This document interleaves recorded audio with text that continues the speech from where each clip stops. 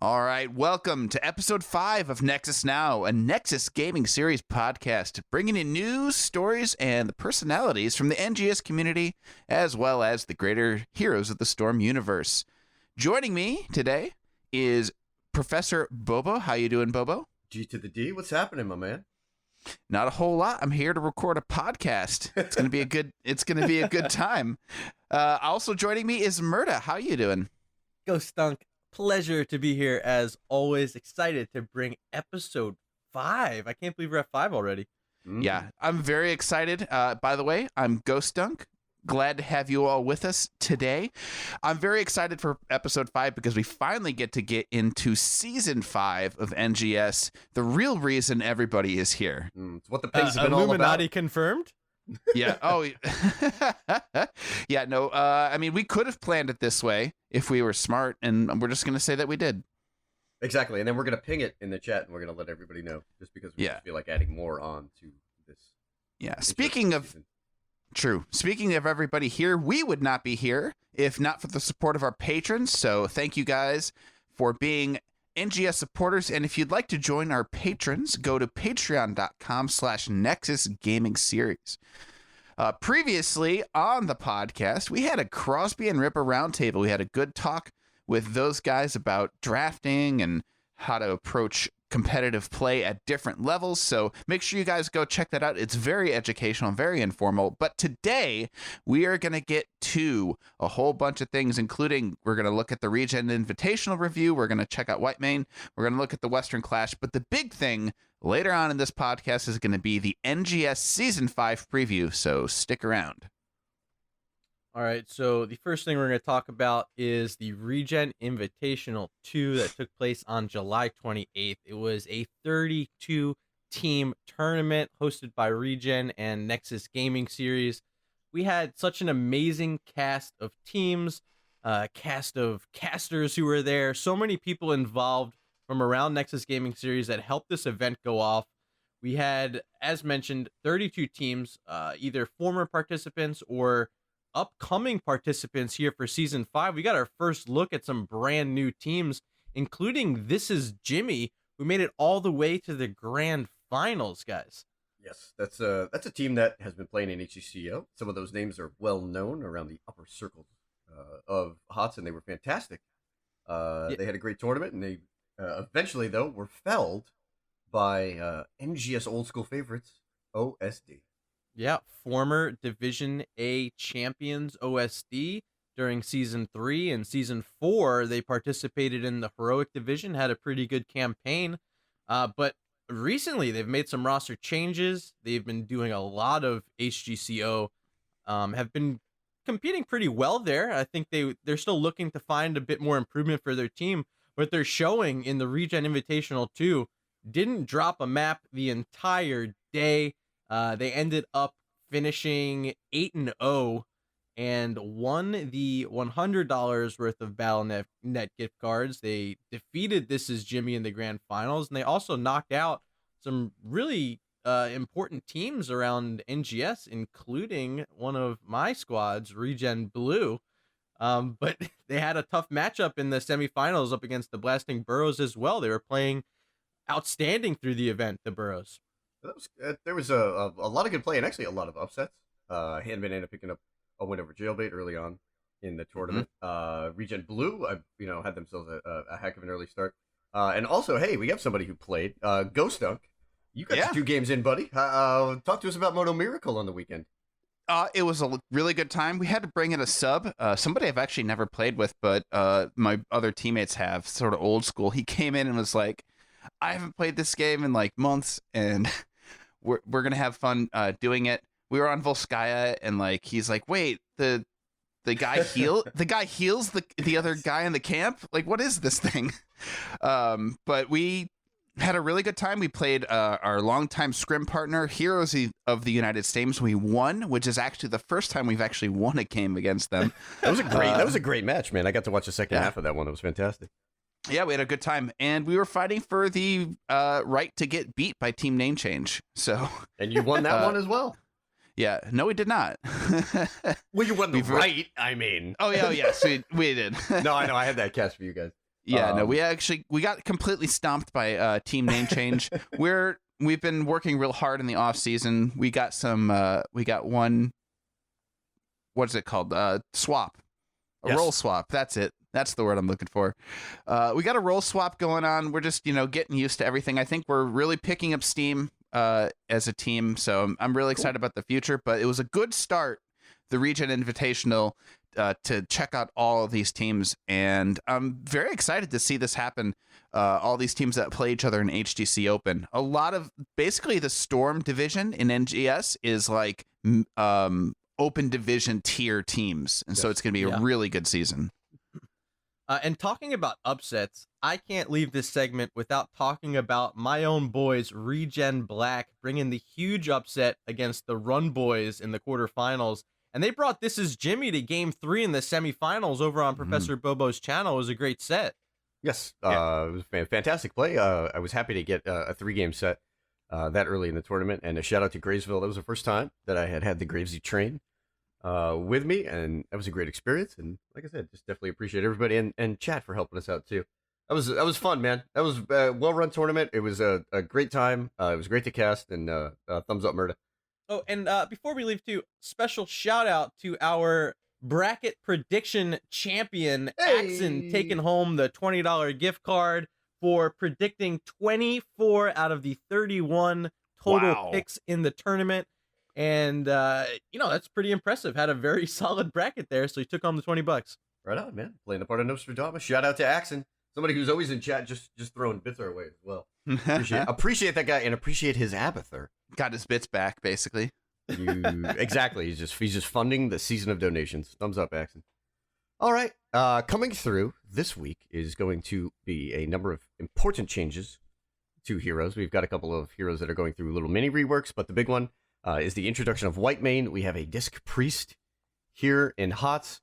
I have spent a little bit of time with her on the PTR. There's a lot of fun little videos and some fun theory crafting going on. Fellas, this looks like it has the potential to shake up the support meta. Thoughts on Whitemane? I think she's started for us. Yeah, if you do want. it. So I think it's interesting because we've seen these damage style supports in the past, and I'm talking about like your Tyrande, and often you see that Blizz has a difficult time trying to balance how much healing these type of supports can do. And with Sally coming into the Nexus, how are we going to deal with how much damage she can output and then combo that with how much healing she's going to put out? Where in recent times we've seen that Blizz has been pulling back how much damage, especially in the wave clear department, that supports can do. How will they be able to balance this and make it feel comfortable so it's not just the most overpowered healer in the game? Yeah, that makes sense. I think it's going to be a question of skill cap. She's a very high skill hero. She's going to be difficult to play. And the question for me is she too difficult to be worth the burden of execution? Like, is she going to, if you can execute on her, is she going to perform better than another healer that's just easier to play?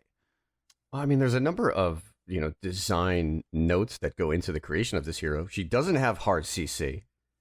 She doesn't have an escape as a backline support. We have seen throughout the last couple of months, it does seem like Blizz is making a point that if you are playing a ranged support, you are weak and vulnerable to something such as dive. So she doesn't even really have very much disengage. But some cool things in her kit. She does have a cleanse at level 7 with intercession. And Return then, of the cleanse, baby. Yeah, it's there. And and haven't she seen actually it on has a new support in a while. That's true. Boy, I can't even go back and try to remember what the last support that had a version of cleanse is. She also has a really cool talent at 13. And when everybody is getting their hands on Whitemane for the first time, I think this is the dream, is how effective you can be using Harsh Discipline at level 13. So Harsh Discipline is a lot like the new Virulent Reaction. Just to read the tooltip real quick, hitting a hero with Searing Lash while they are being targeted by Inquisition roots them for 1.5 seconds. 1.5 seconds is like the holy grail of CC timers. That's a huge number. It's not a difficult skill to hit in an isolated 1v1 or a 2v2, a small skirmish, but seeing if people can get great value out of that, whether starting a CC chain or following up on it, I think is going to really separate the Whitemanes from the white casuals, if you will. Yeah, this is going to be her. This is going to be her defining talent, basically. Yes. Like, there's no other talent at 13 that even competes with this. Nope. It's it's an easier route to hit as far as mechanics go. As far as positioning goes, it's a little bit more difficult. Stukov can root people from a long ways away. Whitemane needs to be right up in people's face, but this is going to be absolutely huge. And if you combine it, I think most people are going to go the healing ult, but if you combine it with the damage ult, even, like, you can just do so much damage concerning things. So you can pick people out. You can, put people in a really dangerous spot. She's going to be a good healer and a good utility as well. Murda, do we have a consensus on the heroic? Is it Scarlet Aegis? I think we're all in the same boat with the short cooldown heroic and the fact that there's quite a bit of good things going on with that bad boy. I mean, yeah, definitely. You have to consider too, though. I mean, Divine Reckoning is going to help your Zeal target, right? So you're still going to get some healing out of Divine Reckoning, but Scarlet Aegis, the amount of armor you get, 40 armor for 4 seconds, it is a pretty big area. So stack up and get this healing, get this armor, and make it happen. It's definitely going to help those dive centric compositions a lot. And again, just a quick point here for our NGS teams. Short cooldown heroics are awesome. A lot of things, as we know right now, Alex Lifebinder are that are on a 60-second cooldown are kind of broken. So we highly recommend you work around Scarlet Aegis and the potential that heroic has, because 40 armor in a coordinated fashion is just incredible. And just remember, armor stacks. So as there are a number of heroes right now in the meta that have their own ways to proc armor or add on to their allies, you could basically be granting your team the ability to not take damage for 4 seconds. Did you guys see the video of somebody bursting down 2 targets with the Whitemane ult? I saw this Zalia gif. I saw him ripping like 5k combos. Yeah, it's absolutely insane. So I think there's a chance that Whitemane could find a place on teams in the same way as Kharazim, as well as being a solo healer, where Kharazim is like, we kind of have a support, but really we just want to punch people and kill them. I think Whitemane's going to have could have a similar role in that sense. Interesting. Well, we'll see how the scaling works out. All right. And we also did have, coming through on the PTR patch notes, 2 pretty large changes to a pair of heroes that cause headaches for different reasons. Stukov and Chromie will be going through a bunch of changes. And just to briefly recap, the Stukov changes have buffed a number of underperforming talents. They have changed him in the way that a lot of his quest talents were taken away for sort of flat effects. And the removal of the standard E-build, the Shad Stukov, Admiral Gonzalez, is no longer going to be a part of the Stukov meta. So we'll get to Chromie second, but guys, thoughts on what they've done to Admiral Stukov? Stukov, biggest thing to talk about. Growing Infestation moved from level 1. They put it all the way at level 7. So not only did they move it, but now if you take the talent, your channel duration is reduced to 4 seconds. So no longer can you permanently channel your lurking arm. It's a 4 second. You get the bigger circle still, but you're limited with how long you can actually do it. And not only that, fellas, at level 7 is where you had Within My Reach, which gave you that extra range, paired with the Growing Infestation at 1, gave you the extra range and the big circle. It was just so annoying. And now taking the talent to 7, reducing it to 4 seconds, and you can no longer take Within My Reach to get that extended range. It's completely nerfed. Yeah, there's a lot of different build paths. I don't know. Ghost, did you see? I think some people were actually also looking at biotic armor and some other builds and some different synergies there too. Well, yeah, they're gonna have to find a new build, I think, because Stukov's healing needs to be up to, needs to basically be a lot more. I mean, he already had a lot of sustained healing. Stukov's biggest thing was that he can't really save anybody, so it makes sense. If people are going for some kind of armor talent, but like Stukov's biggest weakness is burst on single targets. he has a lot of ults that can mitigate that. He's got the push and he's got the slap that can push people away. Yeah, but like his other thing was that root, and the taking away the range on lurking arm is going to be really rough, because you could root somebody from a long way away. And so, but now that that's gone, they're going to have to approach Stukov differently. So he's going to have to get, these changes are going to have to be good enough in terms of healing to make up for his diminished utility. And I think it also is going to lower his win rate at lower tiers, because people would just, sit there, put the lurking arm out, it would grow, and just put it in front of somebody's gate. And, players at lower levels just cannot handle that. I've never done that. I've never used an enemy's walls against them. I don't know if you guys have. That's just rude, mean. That's non-interactive gameplay. Why would you ever do that? Yeah, it's dishonorable. Bobo's an honorable player. BM Bobo coming at you, 2018. Don't at me. Okay, and then the last bit of changes, the controversial ones, the ones that are going to either infuriate the community or maybe free up some of those first bans. Chromie changes. Rip. Yes. Feels like there are a lot of attempts to even this hero out, maybe raise the floor but lower the ceiling. There's a lot of uncertainty about whether this is a buff for Chromie mains, about whether this is going to make it easier for her to play at the casual level. Listen, I first banned Chromie. She's in the first ban phase no matter what in unranked or any draft form, because I just don't like playing with her against that hero. Gentlemen, your reaction on the oppressive Sand Tyrant and her changes. I mean, it's going to be even easier for me to dodge Chromie abilities. I mean, I was already doing pretty good for the most part, and not sitting in her W, at least moving when you see her cast it. But now that the circle is appearing, it's going to be even. That's the biggest change for me. A lot of these talent changes too. I hear Chromie mains are just like Rip Chromie, and a lot of people are complaining that this is the opposite direction that she needed to go as far as talents are concerned. But I think Blizzard, with the ground indicator for her W, went a long way in addressing the complaints people had about the hero, which is that she's just not fun to play against because, oh, hey, all of a sudden a bunch of sand hit me in the face. Yeah, my thoughts on the Dragon's Breath ability, that's her W, is that now with it being revealed on the ground, more so than ever, I think you're going to want to be using it as a wave clear ability. And if you're going to be doing that at level 5, I really think you want to take the Dragon's Eye talent still. That's going to give you that extra damage to make sure that you can get a full wave clear with that one cast of her Dragon's Breath.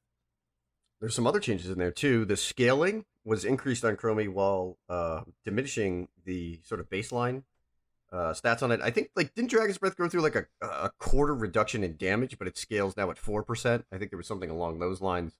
And another key change, and this is a little bit of a controversial one, everyone wanted to see Bronze Talons removed. Bronze Talons is now baseline, but you have to hit something with her Sandblast in order to get the added effect. And right. I think not just something, you have to hit a hero. Yes. So no more Sandblast auto attack sort of blind. So again, keeping an eye on that, I think is going to be very interesting, because Bronze Talons was one of the more controversial parts of her kit. Yeah, it gave her wave clear. Yes, it gave her wave clear. It just gave her, I don't know, I think a lot of people were talking about how Bronze Talons on its own is like a 20 to 30% damage increase just from firing off Sandblast, to the hero in general. So that's interesting. We'll see how these hero changes play out. I mean, just to close it up, guys, let's try to put them in the meta here. Where do we see Stukov, Chromie, and Whitemane at the start of Season 5? Boy. Whitemane is going to be up there for sure. I don't know if she's going to take the place of what we're seeing with like Deckard Cain, Malfurion, etc., like those type of supports that have been in the meta for the past few months. I think Whitemane's going to fit right in there, though. Definitely top 3. Chromie, I think, takes a few notches back. I think Jaina is now definitely, if not already, having that number 1 mage spot. I think she remains there. Chromie is going to fall back a bit. We also are seeing some changes to the Kael'thas, which might bump him a bit. So maybe Chromie is now like number 3 range. Yeah, I think she's going to be played more often as a poke hero, or like somebody that can interrupt things, like maps like Towers of Doom or Cursed Hollow, or I mean, we're not playing Alterac Pass yet in NGS. The jury's still kind of out on that, but like you would also see her on Alterac Pass as well. I guess it does matter if she gets through the ban phase, to be quite honest. All right. And for Admiral Stukov? This doesn't help him. He just fell off a bit. Yeah. Which might mean we see a bit more Rhaegar soon, maybe. Yeah, I think Stukov has already fallen off. I think there are a lot of people who really like Stukov in the around NGS that just like playing him, and I think that those people probably are not going to play him as often, especially because of the lurking arm changes. He was all about his lurking arm when he was picked, so now that that's been changed, it's going to dump him down. Right on. And just to let our listeners know, I have it pinned in the podcast feedback channel. We're going to try to keep a competitive tier list up via Heroes Hearth. So, again, we'll try to put our thoughts into that and let you guys know what we feel like is at the top of the minute. But as always, seek out as many different avenues of information as you can before you go about and try to throw these heroes into your play. All right, let's take a look at the Western Clash coming up here. We've got NA versus EU. It's going to be Heroes Hearth, Temple Storm, Freedom, Octalysis coming from NA versus EU, Dignitas, Liquid, Method, and the Leftovers. Bobo, Murda, what do you think here? What are we going to see here at the Western Clash? Well, my boys, I don't need to mention it every podcast, but Heroes Hearth Esports, number 1 NA, knocked out Tempo Storm in a 3-0. Like, yeah. Are you kidding me? I can't believe this squad. They're looking good. They're looking fantastic. They play the Leftovers first, I think, here for the first time. It's like, oh yeah, Heroes Hearth Esports takes that game for sure. Well, we'll see how this meta winds up shaking out as well, because again, whenever you have NA and EU come together, everybody has their own ideas about how to play the game. And then there's always, every team has their own individual wrinkles. It's always kind of neat to see Liquid at these international events, because you never know when Hasuabs is just going to go off the rails and just start spamming Abathur and Vikings. Again, like every one of these teams has their sort of comfort picks, and when you bring them together, it's always interesting to see where they feel like their comforts can fit in. So for example, Octalysis is always a threat to just occasionally bust out, the Diablo Medivh combos. That's one thing that I'll be watching out for. We have Method, the old expert, back on the scene. So do we get some ADRD shenanigans? Because you've only got 3 bans, and he's had a lot of time to start to set his drafts up. So do they bring some neat stuff? I'm trying to think of anything else. I mean, we do get to see Vin and Tempo out of LAN after, the first couple weeks. So that's going to be cool. Yeah. Hey, you get to see Prismaticism without any lag. That'll be exciting. Optimal conditions, man. Like, it's going to be a totally different Octalysis. Or Twitch chat is going to have a field day, so that's going to be interesting. And then I do feel like, before we go ahead and we make some hot takes, I think it's going to be a really cool group of casters, because, fellas, as we know, this is the first time we're going to see some notable names at an international event. Hollering, baby. Lauren. Right? I mean, that's insane Yep. that he went from the amateur scene. Well, I guess a bunch of the casters have, but seeing a new All face of them have, really. from that amateur scene, making it up to the big leagues, like, huge congratulations to Haloran. Yeah, very excited to see this. I hope we get to see some milk carton combos in tribute. I hope we get to see some of that Call of Fashion, by the way. Oh, yeah. Ooh. Like, can we just And let the him Clash cut stash, loose a little hopefully. bit? Ooh. That's gonna be fun. So, Western Clash will take place over the weekend of August 10th to 12th. So it'll be Friday through Sunday. Yeah. And At guys, the Blizzard Esports Arena in Burbank, California. It's gonna be awesome. Yeah. Mm-hmm. Maybe afterwards they can stop by and maybe play a little bit of Price is Right. Maybe get a little Plinko games in there. But hot takes. Let's throw some interesting predictions out there for the Western Clash. Ghost Dunk, start us off.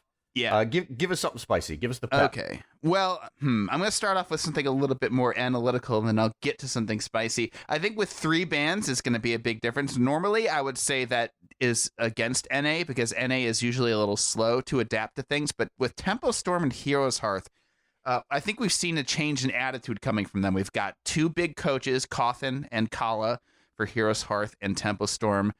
I think the fact that they're looking at that at having coaches means that they're approaching the game differently. You saw Heroes Hearth go to a world event and come back a completely different team. And like, look, if you look at McIntyre, he completely changed the way he played. Like he learned a lot from at these events. So I think it's gonna help those two having that extra ban in there. The key for me here, I think, is how well Team Freedom is gonna play. There could be a dark horse, and if you look at that first game against Team Liquid, I think that's going to give a lot of information as to how the rest of the tournament will play out. And can Tempo Storm beat Method? If Tempo Storm beats Method, like it's going to be really good for NA. If Tempo Storm just loses to Method in that first game, I think it's going to be rough. Spicy take. I think Heroes Hearth goes all the way to the finals, and I think it's Heroes Hearth Dignitas. I know other people are going to say this, but I got to go first. Murda? Yeah, okay. So I'm going to say almost the same thing as him. I agreed with almost every single statement you made. Where's the spice? Well, okay, so I don't think Freedom's going to make it past Liquid in the first round. I do agree that Tempo Storm versus Method in the first round is the biggest match that you definitely need to tune in. That is Friday at 2 p.m. Eastern, 11 a.m. Pacific. Make sure you check that one out. And then, yeah, like you said, Heroes Hearth versus Dignitas, I think that's a really great opportunity to happen, especially in the upper bracket finals, whether or not it's in the grand finals. I think those two teams should be able to move past their upper and lower half of this upper bracket here. So expect to see that. Grand champion of the event, I love my boys with Heroes Hearth, but I think Dignitas is still number one out of these teams. No, that's a bold proclamation. All right, I gotta throw something out there. I'm gonna start this off. I'm gonna go with Method makes it to the finals. Shout out to my team. Yeah. And I am going to predict that Freedom finishes higher than Tempo Storm. Those are my spicy takes. I'm going with the 3 seeds. Freedom and Method to overperform. I do think that this is a better meta for Team Freedom. I hope that they work the schedule a little bit and that maybe they throw a couple of different picks out there. That's kind of apropos of nothing, but I don't know, why not? And then again, Method to make the finals. Let's go. Yeah, again, that is August 10th to 12th. I think Method comes out of the losers bracket because regardless of whether they win against Tempo Storm or not, they're gonna lose to the winner of Dignitas and Octalysis. And that's gonna knock them down to the lower bracket. And I think out of all the teams in this event other than Dignitas, Method is the most likely to get out of the lower bracket. I think they've got the stamina. Right on. So next up, we want to take a look around the Nexus Gaming Series starting up on August 6th. So close, it's tomorrow. So we're going to go around all the divisions, introduce you to some of these teams, make some predictions on what we think is going to happen, and we are going to kick it off with the brand new Division E coming at you, boys. This is Weenusland. Yeah. Oh boy, Div E, our newest edition. There's definitely some notable teams and some returning players, but a whole lot of new stuff. I want to give a shout out to Bronze League Heroes, my buddies from the TAW team. We see Yep and Tyro. Shout out. We'll see how they do this season. Guys, what else do we know about Div E? What are we looking forward to here? Well, it's got a lot of new teams. So NGS has expanded so much. We've added 60 more teams than previously. And so a lot of them are in Div E because we are ranking just by MMR. So we see a lot of brand new faces. So I'm really looking forward to seeing who impresses the community in general from their play. There are definitely some familiar faces. MHS Tigers are back. They are Yes. back. Yeah. Sans BMed, of Mhm. course. Yes, we'll see Yes. how they do down there in Division A. Remember, they had a fantastic regular season last in season number 4. So we'll see if they can repeat their regular season success and maybe find somewhere in the playoffs. Yeah, BMed did move to Div D, the Rainbow Spectrum team, but Yes. without them, though, I feel like team coordination is so much more important than any kind of individual skill in NGS. Agree. Yeah. Agree. Speaking of team coordination, we'll see if some of the members of Macro Dementia come together well, as we do see D Marcon and Drow Hunter, 2 names that are going to be quite familiar to anybody who's been in NGS for a while. We'll see if how that team shakes out. Murda, you got your eyes on anybody here in Div E? Shout out to Bronze Boys and Bronze League Heroes. I just love that they're just gonna own it. They're just like, hey, we played a low level, but we're cool with it. Teaser, So I want to catch them. By the way, there's a teaser as the headcaster. A lot of guys have already talked about how much they're looking forward to Div E. They're looking to get some fun games, some unorthodox comps, and some unorthodox strategies, hoping to bring the fire down there on for Div E. All right, we're gonna try to do this for every division. Yeah, throw a prediction out there. What do we got? Yeah, I'm looking at these teams there, and like two that stand out to me right away are Save the Murloc and Backbone. Those are two teams that have players that look like they're. I mean, they look like they're sort of friends that got together. There's players on very different skill levels. It's sort of a rainbow team. Both of these teams look like, just from looking at the hot slogs, MMR, and like. Take this all with a grain of salt, please, because hot slugs means absolutely nothing. Rank means absolutely nothing. Like there's teams that perform crazy well and they have bad MMR, and there's teams that perform terribly and they're like masters players. So, it doesn't really matter. But knowing absolutely nothing, Save the Murloc and Backbone are definitely two teams to look out for. I'm looking forward to the matchup between two groups of diehard nerd communities. We've got the Prince's People rocking that George R.R. Martin flair. And then we have Rohirrim rocking the Frodo, the Dandelion. So when that matchup comes through, we will find out which nerd community is stronger. That could be neat. Murda, you got anything here for Div E? Well, I mean, Game of Thrones is obviously stronger than Lord of the Rings. Come on, that's not even close. Shout out to the North Stars. Love the logo. That's my hot take. Right on, baby. So that does it for Div E. We'll keep an eye on those boys as what our newest edition here in NGS comes through for season number 5. Up next is Division D. This is the first division that we'll talk about with an East-West split. A lot of returning teams again, and a lot of new faces. We can see some interesting logos and some great team names. So, fellas, Div D, let's start off on the East Coast. Okay. Initial impressions. Boy, let me take a look at these things. Well, obviously Zul'jin Distillery is back. Yes. Long-time participants here at NGS. Yeah, I really like watching these guys play. You never know when they're all of a sudden going to completely turn it on and absolutely smash people. They've done it before in different leagues, and in both seasons, season 3 and 4, they did that. We've got a DG team here in Reborn. Those DG guys in what is it called? Do you guys remember what DG stands for? Of course I do. Diplomunion Gaming League. That's it. Diplomunion Gaming League. I participated in some of their open games once, and it was a lot of fun. And these people, I'm recognizing a lot of these names: X-152 leader, Sniper. All these people, they have a lot of experience playing together, so that's going to trump a lot, I think, of different skill numbers in MMR. Like just having the experience of playing together is going to be really good. I think Do It Right is a returning team. Am I right about that? I feel like you are correct on that. Yes. Okay. Yeah. So that's another thing that comes to mind. I think that might have been a season 3 team. Did they take last season off? I believe that's correct. I've seen Do It Right, but I don't think they were around last season. Again, teams dip, teams sometimes split up, come back together. So that's there. I mean, we do also see a new version of a partner team to Unicorns United. Unicorns East is here. Screaming Weenies has come back. I'm trying to see, taking a peek at this list here. Got some interesting team names. We have Vikings v Vikings. Murda, I know you were looking forward to that matchup. The Minnesota Lost Vikings versus the Found Vikings. If you're a caster for NGS, I already have dibs on the matchup, so you can request to be my co-caster, but I'm doing that darn match, okay? And as headcaster, I'm going to go ahead, snipe that and send it to somebody else. Thank you for letting me know.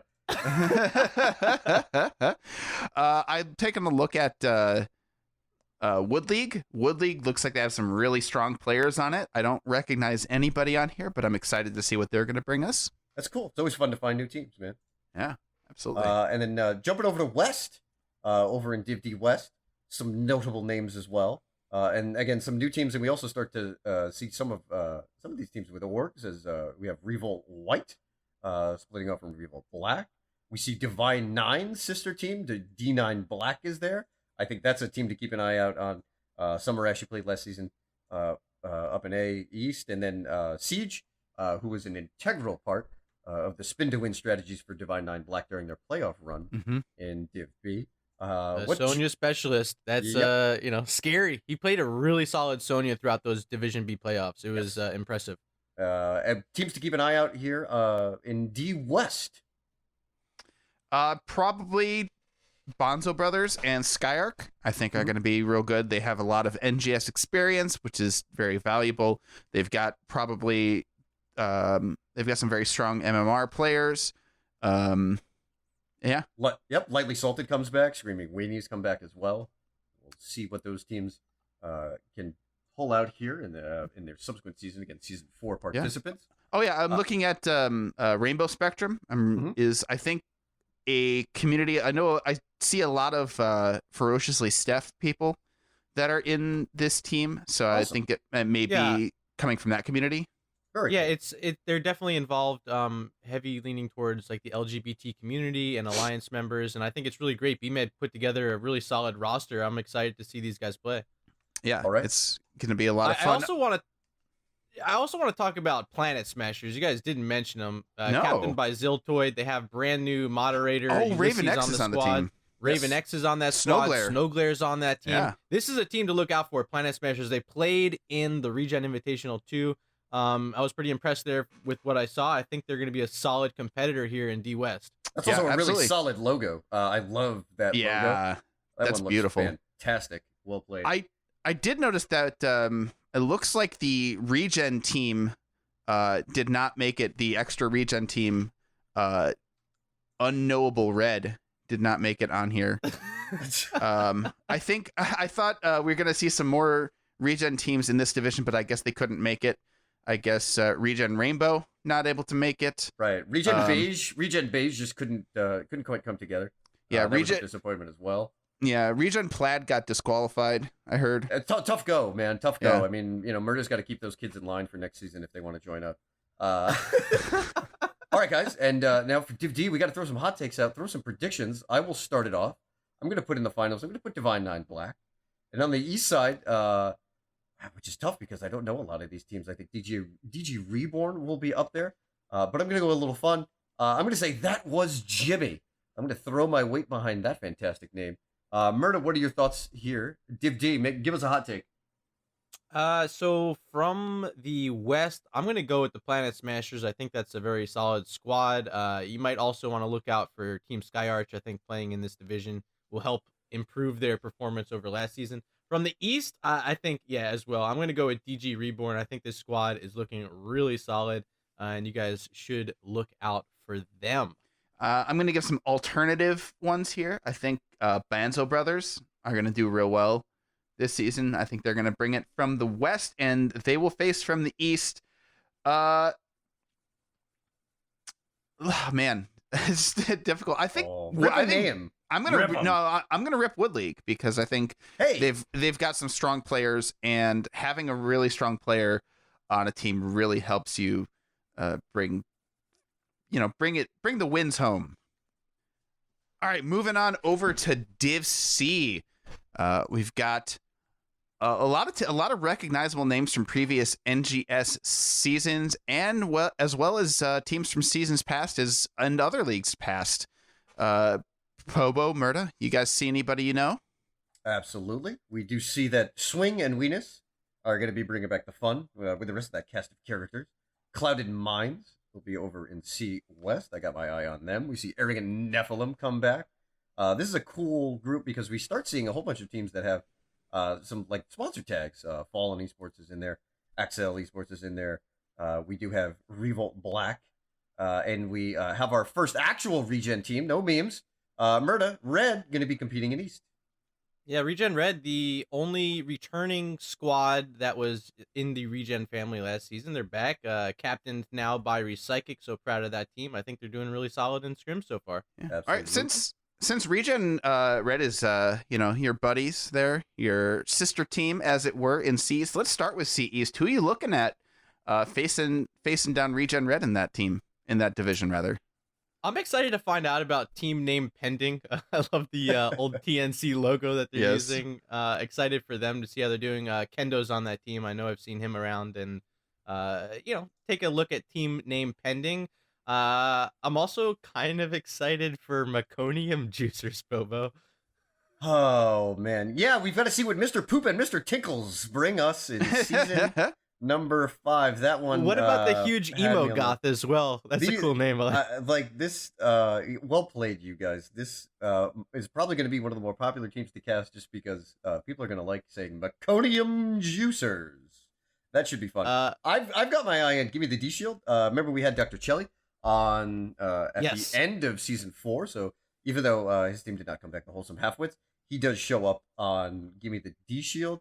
And also on Give Me the D Shield, shout out to Pandemona, a longtime member of, I know she did a bunch of league support in the past, did some administration, and Veteran Wings is also on there, has been a friend of hers for a long time. So Give Me the D Shield, like you mentioned, with Dr. Jelly on the team, I think this is a very exciting squad. Yes, over on the west side. What the hell? Hold on. Oh, my bad. All right, no. Cut that. My bad. I skipped it. Go ahead. Rewind. Let's get Ghost Dunk in there. Sorry, my bad, guys. I want to shout out Squad 9 Alpha. You got Aura Luna, MJ Doom, Zaldreth, Ronin Kitty. I think all those people have been around in the community for a long time. I want to shout out Work Hard, Throw Hard. Anybody willing to change their Blizzard gamer tag to be on the team is going to be important. I'm going to shout out Dunning-Kruger Knights, who have been around NGS before, definitely gotten the opportunity of casting them, so I'm very excited to see what everyone does. Arrogant Nephilim, we've had the luck of Moto Miracle has scrimmed them before, and so they're a pretty solid team too, so I'm excited to see them as well. Prediction? We also forgot Duratan's Couch. Captain Wedge coming back, Apish on the squad. I think this is a really cool team as well. They're a fun squad. Anytime you can meme Duratan, I like it. They don't have a logo, so I missed them. Left Coast is on Division C West. I've been friends with those guys for a long time. I know some people that used to be on their team. They have been around competitive amateur hot scene since Chair League Season 1. So big shout out to those guys. Predictions for this division? What do you guys think? How's it going to shake out? Boy, looking at it, I think Arrogant Nephilim is going to do real well. I think Left Coast is going to do real well. Clouded Minds, they're going to have fun. And I think Dunning-Kruger Knights are going to surprise people. I've got my eye this season on Winky Face. I know it's one of Jax's favorite teams. We're going to see how Winky Face does here at C East. This is when we start to lose the plot a little bit in terms of making predictions, because a lot of these teams are going to be bringing fresh new metas. They're going to be running a lot of comfort picks. It's going to take a long time for everybody to adjust, because we've got a mix of teams moving up, some teams moving down, and a lot of new squads in there. Yeah, I've also got an eye on, and I think they're going to have a solid season. I think House of Chez. I think they have an opportunity to maybe make some waves in East. Over in West, I agree, Arrogant Nephilim will probably be up towards the top. But I do think we had some other teams that had successful seasons. I think Pathetic Wretches and Psycho Swarm have an opportunity to improve. And I think one of those teams will make the semifinals and maybe have an opportunity to hit the finals here and see. Yeah, in East, I think Dark Horse is going to be in bed by 10. They're a new team, so I don't know how long they've been playing together, but they've got some really strong players. And they have a fantastic logo as well. Oh, that always gives us an opportunity to give them an extra shout out, because that's a cool one. I dig that. We're joined now by the writer for Division B, Linehouse. Linehouse, thank you for being here on the show today. Thank you for having me. Right on. And Linehouse, you are the captain for Subject of Change, playing up in A Division, so shout out to you this season as well. But we do just want to start things off by asking you, what are you going to be doing as the writer for Div B this season? Well, for this season, I plan to do a lot of team interviews and potentially even player interviews, seeing how that goes, as well as the normal articles, maybe the meta article, the power rankings that people always love. they always love seeing their team at the bottom. I mean, the top of the power rankings. They love complaining about him too. They Yes, and do. hopefully you got to put a couple of hot takes in there just to spice things up. Well, so I tried one thing last season where I put like random quotes that they had all put either in the Discord or had said it at some point. And some people loved it and some people really hated it. So I think I'm going to do it again because I like that. I like the hate. Excellent. We can endorse that. Yeah. And then, I don't remember what other articles there were, but I mean, just the normal articles beyond that. That's the plan. Sounds good. Sounds like a lot of fun. So you did Div C last time, and I believe we have a lot of teams coming up. Are there many teams from C up here? So from last season, from Div C, from what I can gather by looking at the rosters and team names, I believe there's at least 5 teams that came up. And I will, I'm willing to be wrong on that. I know for sure there's at least 5 teams. Most of them are West Coast. So the Division C champion last season, Team Awesome Sauce, which is now known as maybe it's Make 7 Up Yours. Yeah, Make 7 Up Yours is now in Division B. Along with them is Massive Whiff, Rush B, and Team Mapitas. And on the east side, the only team that came up that I could find from Div C was the beloved Hand Banana. So I'm looking forward to seeing them up there now. Yeah, beloved by all. Why are they beloved again? I like to assume it's because of the interview I had with them early on last season. Although I'm sure other people tell you lies and slander about their actual play and whatever, but They're a good team, a good group. They actually subbed to me very early, so I was very appreciative of that. Where can people see this interview now? Is it still on the internet, or did Twitch eat it? Oh, it's actually it's one of the text interviews or whatever. It's on the NGS website. If you look in I don't know how the history is. If you keep hitting load more though, you'll eventually find it early on from season 4. Yeah, really. If we want though, maybe I can ask Jax if we want to repost it for any reason. Yeah, we like a lot of times we actually do. We do have the ability to do that. It's up to him. He's the fucking wizard. So again, I'm sorry about. Yeah, it's fine. We could put this link in the description of the podcast or whatever. But yeah, like I said, like when we talked to Linehouse first, it was like, yeah, I did C, and I'm like, sure, you said I think I was going to do C again. At the time when you asked me, I wasn't even sure because so we can't write for our own division. So I didn't at that time. I was thinking, okay, my team's probably Division A or B based on I knew our MMRs and I had a general idea. So my thought would be, if I was in Division B, I would probably ask to write for Division C. If I was in A, I would ask to write for B. So then later on, I found out that it was more likely that my team would be in A, and that's when I requested to write Division. It took a while. It took a while for the writing assignments and the writers to get hired and sorted out and whatnot. Yeah, that's fair. So since you've done writing for Division C, what was the meta like last season for them? So I pulled the top 2 from most picked from each category, and then I also did the top 2 highest win rate. Because what was very interesting to me was the highest picked didn't usually translate to the best win rate. And so we'll start off with support. The top two picks were the usual Stukov and Malfurion from season 4, since they were both egregiously overpowered. Stukov actually ended up with a 43% win rate in 149 games. Whoa. What's 150 games is totally right. And Malfurion had a 47.6% win rate in 126 games. Wow. Oh my god.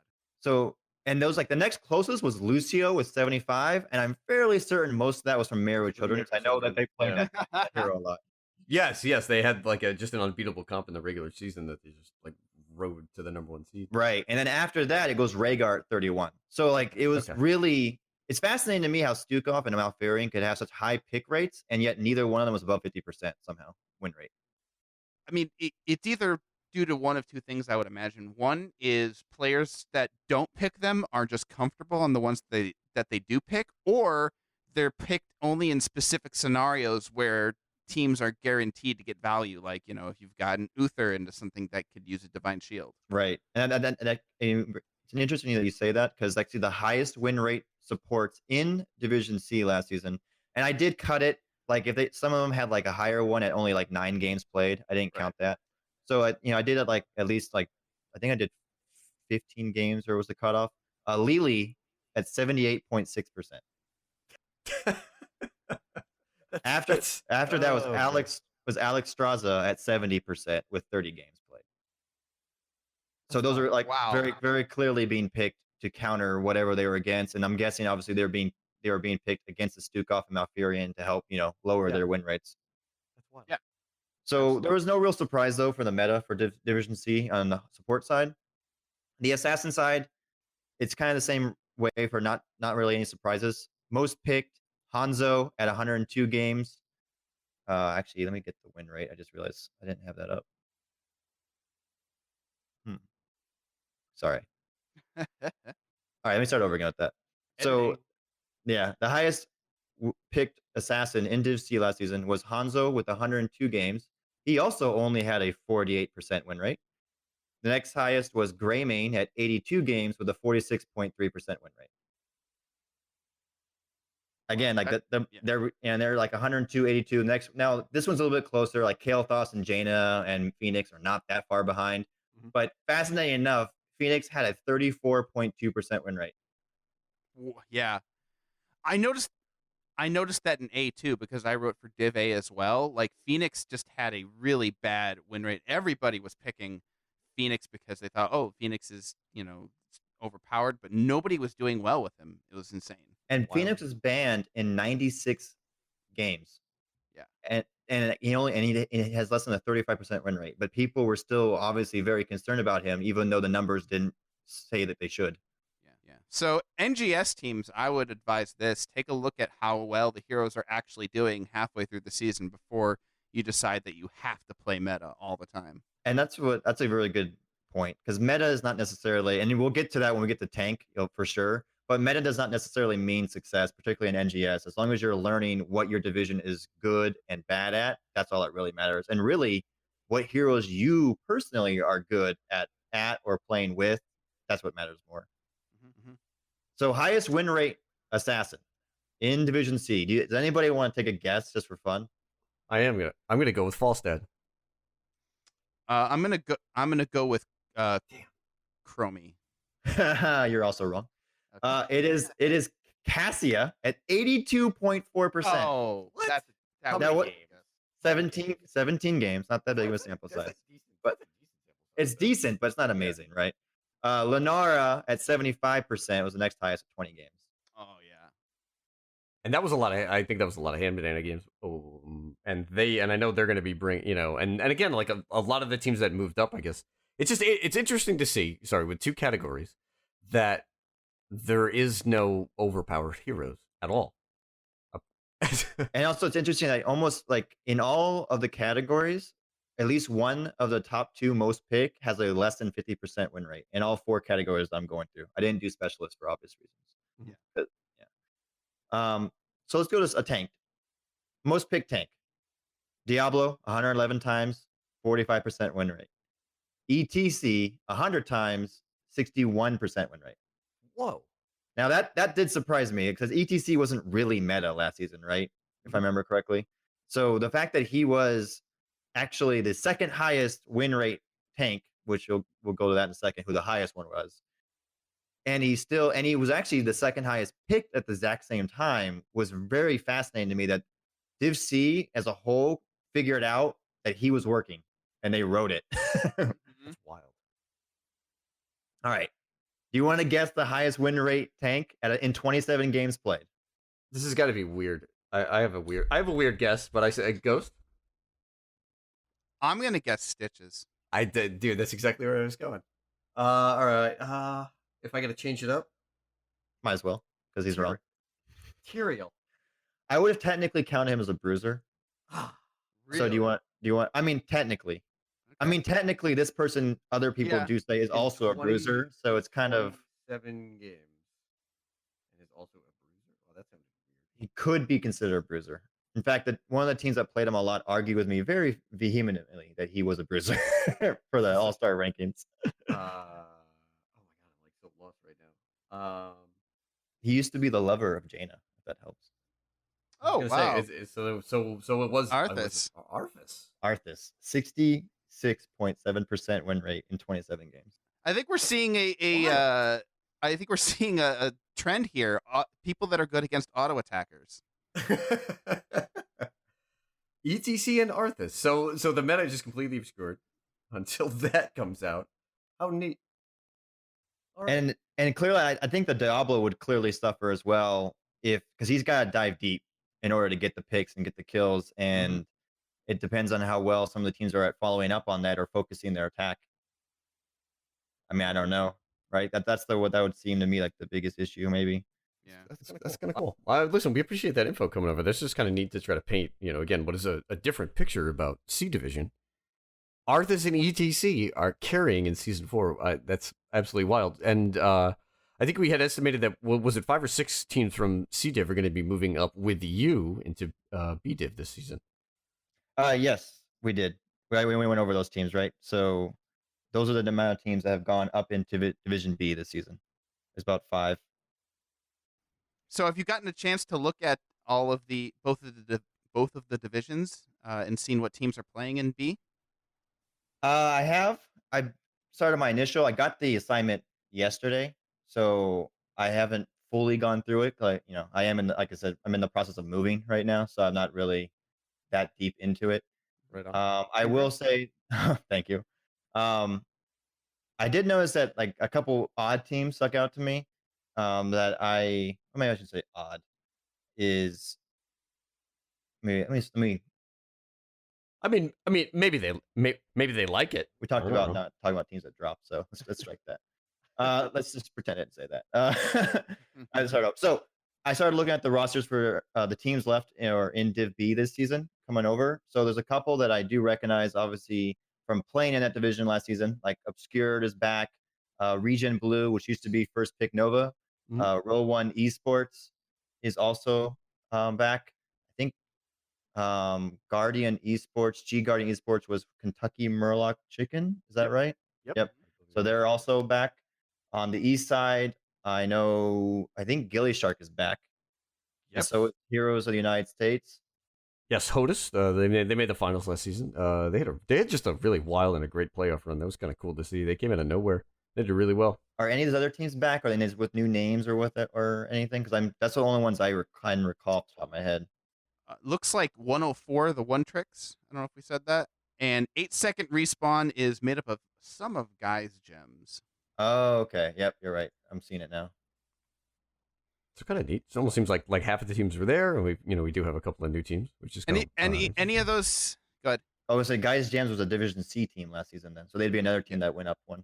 Yeah. Looking at all these teams, do you see any of these teams that stand out as ones to look out for? I mean, to start on the east side, Heroes of the United States and Gilly Shark both did really well last season, so you would hope maybe they could continue that again this season. I think Heroes of the United States actually made it to the finals before losing to Divine 9. Obviously the team that I feel that's going to do well is Hand Banana. They are such a fun team to just talk to and watch, and they're very fascinating and interesting with the strategy that they end up taking and playing. On the west side, that one's a rough one because there's a lot of teams. Like Drop Dead Gorgeous is a good squad that I feel should do well again. Row 1 Esports has also did really well last season. A team that I feel after watching what last season or playing with them last season and knowing what they've done in the off season is ReGen Blue. Like I said, they used to be First Pick Nova. They kind of struggled early on season 4, and they really started picking it up near the end. I believe they narrowly missed out on making the playoffs. And I've seen what they've done to change. I think their captain is Mongoose, I believe. Yes. And yeah, so I've talked to him about what the changes they've made and what kind of improvements they've made to their team, and I feel they have a good shot at being a strong team this season. Awesome. Is that the only ReGen squad in Division B? There's not another ReGen Yellow somewhere? ReGen Pink. Okay. ReGen Aquamarine. There's some other teams out there. I casted a few games with Obscured. They gave Divine 9 a pretty good playoff set. I remember them from last season. 7th Ace is going to be playing on Lurk Patrol. That should be fun. I'm going to give a shout out to 1+1 = Pain. I know Tempest and Masterfish. I know those are both good Man. leaders, so I'm excited to see what they're going to bring. Hodis, again, is a longtime scrim partner of my team, Moto Miracle, so I'm excited to see them perform well, too. Very cool. There's a lot of teams that actually a lot of us have had a chance to know. I casted the Div B finals with Murda. A lot of new faces, and anxious to see what the new teams will bring. Yeah, Div B was a really cool div last season, man. Some casters. I know Shenanigans is on blue team. Yep. Shenanigans. What's happening? DB Smiley is on team Braindead. Yes. Good old dead brain Smiley. I mean, you mentioned Tempest earlier, one of our fellow writers as well. Yep. Mm-hmm. On 1+1 = Pain. The writer with the most prolific writer at NGS. Yeah. I think that means I'm required to make their team be the lowest in the power rankings in the very first one. Just to, you have to do it just every to time. needle him. Got him. All right. Linehouse, listen, give us a prediction. What do you think the final is going to be like here in Div B? Give us a hot take that everyone's going to throw back in your face at the end of the season, and you're going to just regret. Obviously, zero knowledge of anything. You know what? I'm going to say then, with zero knowledge, Rip it. Hand Banana will win it all over ReGen Blue. Boom. Okay. Done. Got him. Linehouse, thank you very much for joining us, and looking forward to seeing both your work as a writer in Div B and your play, as you'll be up playing for what's subject to change. You guys are going to be in A West this season, right? Yes, we are in A West. We got. You're bumped going up. down. Listen, I know we split last time, Ghost Dunk, but we got. Oh, my team's good this time. I like the squad. I'm much gonna better than cast last it. We'll season. just do a third game. I'm gonna if it's cast split. Don't worry about it. All right, Linehouse, thank you very much. Thank you guys. I appreciate it.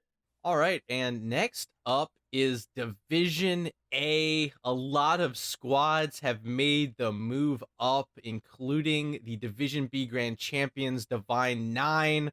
Returnees include Moto Miracle, Reborn, Knights Red. There's so many squads out here right now that are recognizable names. Adults with Jobs is back. And it's such an exciting event to see these teams come back at it once again. Average Joe's returning, Jailbait's here again, First Pick Gazlo, GG AFK. So many rivalries that spawned in Season 4 are going to get the chance to continue. And another shout out to our main man, Jackster, with the UCF Death Knights returning to Division A. Yeah, I'm very excited about both of these divisions. Let's start with Division A East. This time, a lot of returning people. Average Joes are back. Random Task bringing his crew. First Pick Gazlo, good game away from Keyboard. I believe they have mostly the same people. They do. That's going to be a fun team. By the way, if you guys are out there and you're looking for games to watch on the schedule, First Pick Gazlo does things a little differently. Yeah. They're probably one of the most frustrating teams in all of NGS to play against. The fun part of the early season is to see what Cass and company have come up with and what kind of ways they are planning to make teams' lives an absolute nightmare. If you have not seen First Pick Gaz, don't miss the draft and definitely don't miss the game. It's going to be... Yeah. Cass is basically the NGS version of Glogan. So like he just does Gazlo. He does a lot of pushing. He does a lot of macro play, and he's very, very smart about the game. And he's a good player to boot.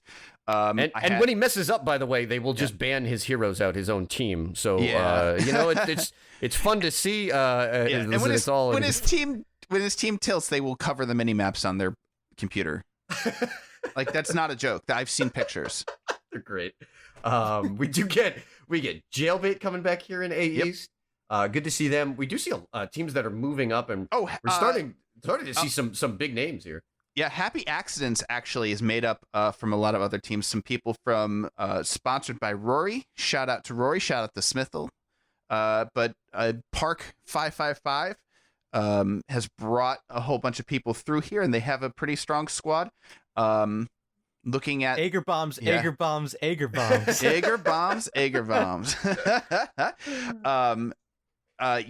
Irrelevant is a bunch of people that have been around MGS before. Jamster, Speed Demon, and Fox Patience. I believe Dread Scorp. I forget if Dread was on a team last season. Uncomfortably Numb Back in season 3, Div C, we got to play those guys, and they're a good squad too. They definitely belong moved here. up a division every season. Last split in season 4, they were up towards the top of B East during the regular season, and now they see themselves working their way on up to A. That's a good sight to see. Yeah, Matchup I want to see in A East. Irrelevant versus UCF Death Knights. It's the two captains, Jamster versus Jackster. Who's going to win that one? I will shout out UCF Death Knights, though. I got to write for Div A last time, and I was UCF Death Knights' perpetual cheerleader. I was absolutely certain that they could take on some of the top teams, and often they did not disappoint. Right on. Shifting on over to the left coast for Div A West. As we talked about, a lot of returners, a lot of teams moving on up. I know that we had some favorites here over on the west side. So, Murda, start us off, babe. What are we looking for in A West? Who is going to play the hottest of hots? Dangerous squad, Blasting Burrows. I know they played with time during the ReGen Invitational too, but they performed really well. Keep your eyes on this squad. You also can never, ever, ever forget about our boy Jason on Divine 9 and the squad that was able to win the Division B Grand Championship, making their move up to Division A now. Divine 9 is definitely a squad that you will be seeing a lot of this season, and they have potential to win the West. I mean, they're going to have to go through Moto Miracle, though, and I don't think anyone is going to be better equipped to talk about that squad than Ghost Dunk. Yeah, that is my squad there. I am captain of Moto Miracle. All I can really say is that we have a little bit of a role swap. I'm moving to tank. We're moving our tank over to offlane, so we're working that out, as I've probably already said on this podcast. So Jackster, just cut that. We've also got Adults with Jobs, another team that's been in Chair League since Division 1, and famously I got the chance to play them. So in the first week we were playing them, so it is the epic Ghost Dunk Adults with Jobs rematch. Go ahead. They picked up a game off of Lux at they're good. ReGen Invite, so Adults with Jobs is definitely a team to watch out for if you're not familiar with A West. Yeah, they're another team that really understand macro.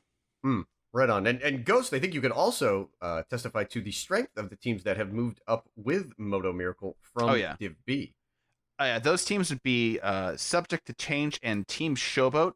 We've played both those teams. Linehouse, Subject to Change. We've already thrown the gauntlet down earlier in this podcast. Team Showboat, very good. We scrim those guys. Those guys are a really strong squad. I'm really excited to see how they do against the rest of these teams. Reborn Knights Red. Good to see those guys back. Looks like we got Melkor is on that team as well. And there are a bunch of teams back from Div A from the previous season. Stepdads, I did a lot of writing from them. They showed a lot of promise last season. I think they just got beat down by some stronger teams early on. Yip Boss has got a team again with Disco Tees. Archetype is going to be very strong, actually. We got a chance to check those guys out, and I think that they're going to be better than people predict. And I think they've improved a lot since last season. Shout out to Hakuna Shimada. Not only do they have a very creative name, their logo is insane. Timon and Pumbaa mixed with Hanzo and Genji. You have to go check that out. Led by DKS, and they have a member in Wintermute that I think will be up there in the all-star voting this season. Keep an eye on Hakuna Shimada. Excited for them. I think also you take a look over at some of these other names. Balloon Grant, that strength's so good. I know you wanted to talk about it, Bobo, but I had to drop it. It's too good. All right, and predictions here for Div A. How do you guys think that this is going to shake off? Murda, start us off. Man, I'm really hot on Adults with Jobs. I know it was mentioned by Ghost Dunk there. Retro Funk, I think, is going to do a great job leading that squad. They'll surprise you. Like they know how to play to their win conditions. And over from the East, I think I'm going to give my prediction to returnees Jailbait. I think they're going to come out and have a big improvement this season. Looking at East, Snorlax is going to be a team to look out for. They're brand new, but I think they're a very good squad. And boy, it's really tough looking at East to figure out who's going to come out on top. man, I love first pick Gasol, but they've been saying like we can't, 3 bans too much. They can't really get to their cheese. I'm gonna give it to in the East to UCF Death Knights. And I know there's probably inherent bias to the person editing the words that I'm saying. Trust me, he has not edited this in there that I think the UCF Death Knights are going to win Div A East. I actually think that they're a very strong team, and I think that they play well together. Div A West, I'm going to give a prediction to Moto Miracle. I hear that they're a good team. No, I'm just kidding. I think we're going to perform well, and I think we can win. But I think if I'm being an objective observer, Archetype is going to take the division. Sliding on up the scales of NGS's Season 5 divisions, we now move into our 2 just extravagantly named ones, if you will. And we're going to start off with Heroic Division. Remember, this season for season number 5 in NGS, we have split the upper level of play into Storm and Heroic. And at Heroic, we have, as is the case with every division, a number of new teams, some returning highlights, and some new teams looking to make some waves. In Heroic, we've got yet another ReGen team. Murda's bringing it black, as RGB will be playing here in the Heroic Div, and some other notable teams. We do get Texas A&M coming back. Another team we've got an eye on. We'll see how Taco Team does, because every time I see that team, they make me hungry. Shout out to the Taco Team guys. And we also do get some orgs and some rebrands. We'll talk about those here in the Heroic preview. But how do we want to start this one off? Ghost Dunk, what are you keeping your eye out on here? Well, I'm looking at teams that are back and teams that are back under different names or with less players. Ultimate Mosh Pit is back. Thanks for leading those people back through. We've got Pride Stark Gaming here. Shout out to them for picking up a sponsor. Hollis leading that charge for that team. Looking over at the rest of the crews here, we've got Get Stuffed with a lot of well-known people. Drink and Run, Psycho, Battlejet, Dragon King, John Knight, Mockery. Mockery is just a sub, but so much tracer power on this team. Yes. Hence the Get. Yeah, this team's been playing in HGCO as well. Psycho, he's become a friend. Battlejet as well. They stop in my stream all the time. Really good guys. I'm excited to see these boys play. The same, and potentially play well in Heroic Division. The same, and a shout out to Mockery for the stream. If you guys aren't up on twitch.tv/Mockery, go check that dude out. He does some good stuff. I enjoy watching him. Even when Tracer is nerfed into the ground, it's still an entertaining show. Some other notable names. We do have the return of some old favorites. Dami and Kina will be back, and they're playing with one of my favorite people, Stixa, on Bad Manners. That's going to be a really fun group to keep an eye out on. Yeah, I'm going to interrupt you real quick. It's twitch.tv/mockery1713. Right on. I do. I like your stream. He's one of the good ones. Shout out to Mockery. Offensive Gaming, bringing Lightnex back. Lightnex formerly playing with Amazing, so that's yet another one we're going to keep an eye on. A lot of fun names. X-Force is another team that I have an eye on. They actually have 2 games up on the board here, the early schedule, as they play Get Stuffed. And they also get a big matchup with Texas A&M, as we will see finally some HGCO teams competing against each other here in Heroic. Yeah, I want to shout out Potato Esports too. I know Koshi is on that team, or Couchy, or I'm thinking of the mathematician in maybe how to pronounce his name. Maybe it's French. Maybe it's Couchy. Couchy. I'm sure that's how the French would pronounce it. But he's been around in open teams. I got the pleasure of playing in a Plat/Master Rainbow Hero League game. Nice. With Koshi. That was a lot of fun. So, those are never frustrating for anybody. Oh, I know. And they never get posted on Twitter or Reddit ever. Oh, I know. But I did my best to make it a positive experience for the masters involved in the game, because, yes, I was one of the Plats. So Potato Esports, looking at those guys. All right, predictions for Heroic. Remember, this is a division without the East-West split. So these teams are going to have a lot of really great matchups that will also hopefully be repeated and expanded upon in the playoffs. Murda, you want to start us off? I got a feeling we know where you're going with this one. I mean, no bias. I think if you stop these boys, congratulations. ReGen Black's going to look really solid. I'm impressed with what I've seen so far out of their scrims as well. Definitely look out for ReGen Black, but a division with Texas A&M returning. And then I think a really solid Get Stuffed. It's going to be tough. Pride Stark as well, another team to look out for. Those are probably my 4, but I'm putting my money in the ReGen basket.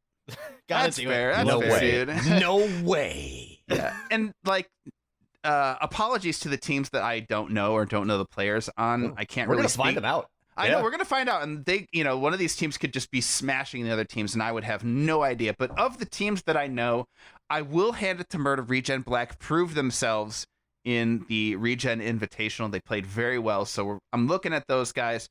I'm looking at Get Stuff. Get Stuff could be really good or okay, depending on how well they pull it together. But I trust John Knight to really push it. John Knight is a guy who does not stop trying to get better at this video game.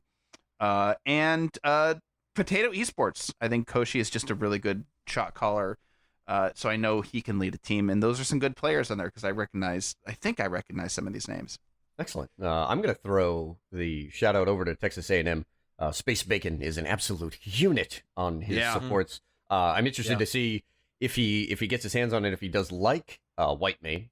That should be a fun maybe improvisation to the Texas A&M meta. So I got my eye on that team as well. And again, I really am looking forward to seeing some of the new teams, the X-Force, White Walkers, Zenith of the Light. We also see Good Luck in the Nexus, the late edition as well, Breakfast Club joining us. We're going to give a shout out to them because they have an excellent logo. And they're reminding me that I haven't had breakfast yet today, even though we're pushing pretty late in the day. Thank you guys for pulling that one off. But that'll do it for Heroic Division. And it should be, again, just a great fun season and a lot of really interesting matchups and then hopefully a lot of burgeoning rivalries here in NGS. All right. And last, but certainly not least, is the Storm Division. I'm proud to be returning as a moderator. And last season it was with our top tier Heroic. This season with our top tier Storm Division. Very excited. A lot of really, really good teams here. The return of Victoria's Secret, now known as Run Boys. Of course, we have TNC returning. We see 2+2 returning now with a sponsor in FWC Esports. And of course, we have DG Handicap is here. And they took a season off, but American Specialists are back as well. And we do see Salted Snacks with a new name of Abusement Park. Fellas, oh, I think I forgot Luxorian Sun. They are also here. Don't forget about them. But what are your thoughts? Storm Division, brand new tier. Very exciting. Let me know what you think. A lot of top tier talent and a lot of teams that play in HGCO. We have rivalries that extend beyond the Nexus Gaming series. I like seeing Lux Snake and Lux Sun. I think that's pretty cool. So we have another set of teams that may be looking to draw their way through the regular season. I'm not sure what happens when they play each other. That should be interesting. Trademark Gaming coming back is a big one. It's been a little while since I had the opportunity to see TMG Doctor and TMG Show up at this top level. This is Jimmy. We saw them during the ReGen Invitational number 2. They had a great showing there. And we also do get to welcome Stormborns to the NGS family as yet another HCC LATAM team competes at our highest levels. Yeah, I'm very excited to see a lot of these new teams come in, and they're placed here in Storm Division. I'm certain they deserve to be here. I'm very excited to see how they play against these teams that we know and that we've seen play before. I mean, just from what we know, having that ReGen Invitational was really a lot of fun. This is Jimmy pulling through to the top there. Definitely says a lot about how the season is going to start. And on This is Jimmy, I recognize a lot of people. Mitchy DS, Dan Clan, definitely Hero League grinders out there. I recognize a lot of those names, and I recognize a lot of those people. So this is going to be an intense division. Do we think that people are going to be sleeping on American Specialists and maybe not know what they're in for? I don't know. Do we think Paulette is going to get away with it? I don't know. I don't think they're going to be sleeping on them at all. Chris Yee, also somebody well known. I had the pleasure of doing Learning Fives with Chris Yee in the past. So people definitely know him. So they're not going to sleep on American Specialists. Old 2+2, aka FWC Esports. I'm looking at them for sure. I think they are. I'm not sure if they're still getting coaching, but they definitely got some coaching from Cavalier Guest. A good move. For the Open Division. So that's going to be some really strong stuff. I'm getting hungry looking at this div too. We have chicken nuggets and send noodles. Yeah. Oh, baby. What is going on? The and food Do you name put the is. nuggets in picture your of bowl of snacks. noodles? I guess you could. I don't know. That's got to be the weirdest ramen I've ever seen. Chicken riggies, maybe. I don't know. Is that if both of those teams wind up combining, maybe we could turn that into the upstate New York dinner special. Yeah. It's a garbage plate. There's gonna be like a couple people on the podcast like, I know what chicken riggies are. Hey, that's like I said. If you don't know what chicken riggies are, it's upstate New York, and that's an interesting dish and an interesting improvisation, if you will, on the standard Italian food fare here in America. Boy, it's gonna be a very competitive division. My boys on TNC are back. They've looked good in the preseason. They've taken some impressive maps. They did win the TAW Open numero dos as well. Boy, it's super early to be making predictions, but give me some hot takes on Hot takes? Storm. What's happening? I think Trademark Gaming and This Is Jimmy are really the front runners at the moment for me. Trademark Gaming has done incredibly well in the Open. This Is Jimmy proved themselves in the ReGen Invitational, and they've done real well in the Open Division as well. Another top runner for me is going to be Team Name Change and Run Boys. I think with Run Boys, they added some people in the off season. They have Soramir and I believe Tax 1K. Yes. Yeah, both those are really good players. I've played with them and I know those guys before. So I think if Run Boys pulls it together, they're going to be very formidable. I don't know much else about any of the other teams. FWC Esports 2+2 always a threat for sure. So I think those are the and also along with Team Name Change, those are the ones that stand out to me as being the ones to beat. I'm really excited to see some of these new teams maybe smash the competition.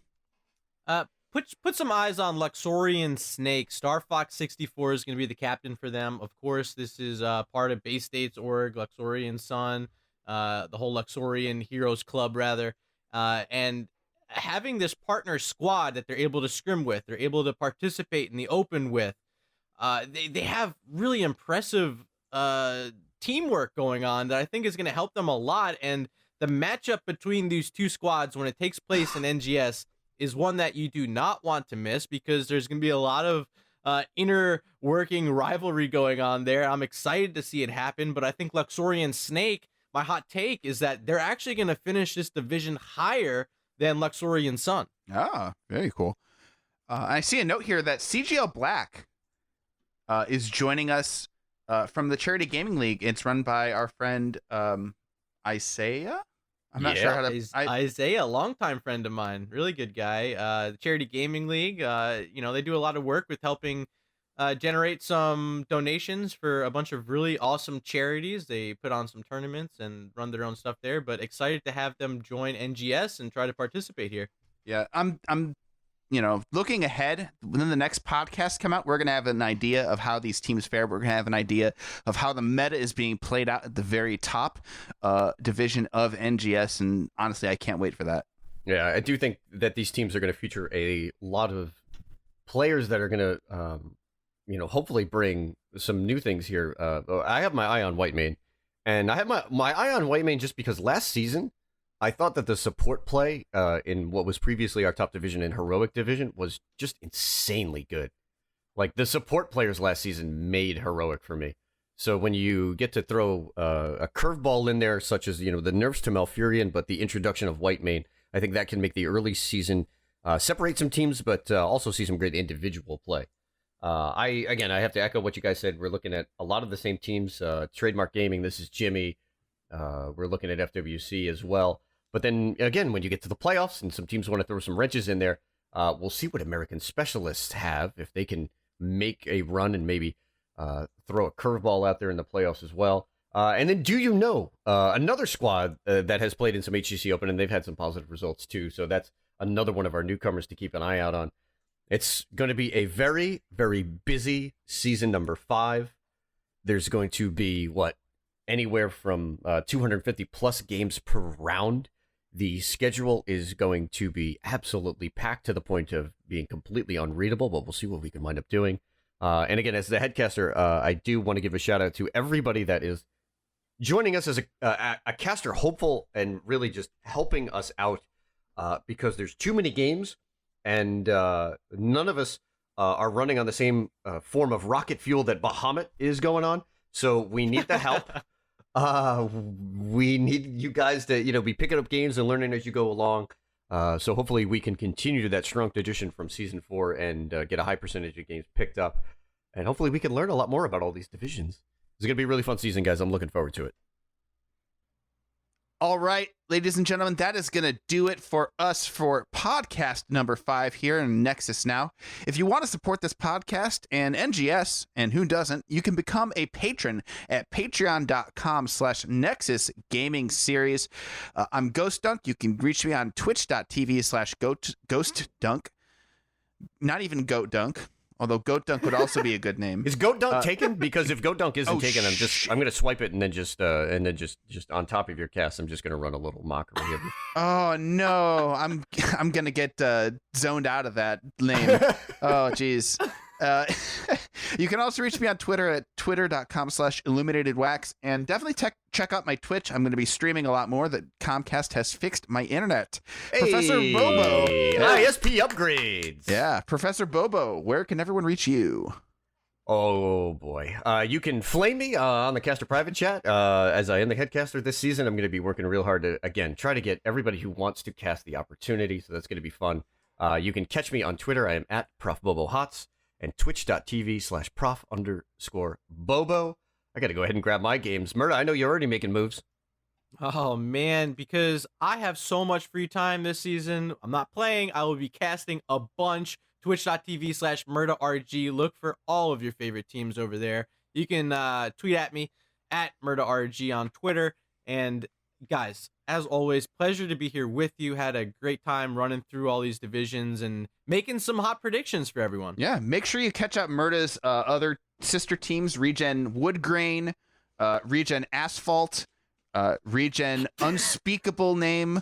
I'm not sure what else you got going on. Looking. Listen, when I come back into it, I'm thinking next season. I think ReGen Smithel. I think we'll wherever they wind up. I don't know how the MMR is going to shake out, but watch out for ReGen Smithel. I think that might be that season 6. They are just going to own ReGen Rory as well.